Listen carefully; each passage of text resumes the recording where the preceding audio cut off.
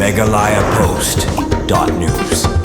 Kalong sisa ka kubor ka bakmen bat ka ban penmentoy ya ki pajba ki badon kam ya ki Jingsumar kum ka dialysis hakaba hakani ka sngi ki bor ka Bethany outreach hospital Nongpoh kalayo ban a Jingsumar dialysis ka Nyngkong bat ka ba job ya iwe na ki Nongpang badon kam ya kani ka Jingsumar kerpang laru ban kedo ba ki bor jong ka Bethany outreach hospital kalayo ban peniarpat ya ka Jing Sakri langba kilat Jingsumar dialysis ya ka balap li pajba ya kani ka unit haka khandai terik unailar arjar apusau ka badai ka sngi balap penhap perda ya ka Jing Rakhe ya ka lengku Chipos Nem bala Sakri ba lengba ka Jingsumar pang ka bala pratlenti da unong seng ya kani ka hospital u Dr. John L. Silo rentatiang bamkwai hadwar ublei kadai kesin ka Nyngkong pat menta ka lai terik unailur baki bor yang ka Bethany outreach hospital kelayo ban ai Jingsumar dialysis ya iwe inong pang napo Riboy district iba julit Sumar ya lade Chaki Jaka Sumar hanong ba Shlong henry menta ka kenti kala pensuk ya ini inong pang banyo e ka Jingsumar hala ka district ka balayarap ya i ban lait pat na ka Jinglut Jingsep hakalit kawan bat pen aram ru ya kamet ka phat na ka Jingdon jongane kalat Jingsumar dialysis hakane ka Jaka Sumar hapo Nongpoh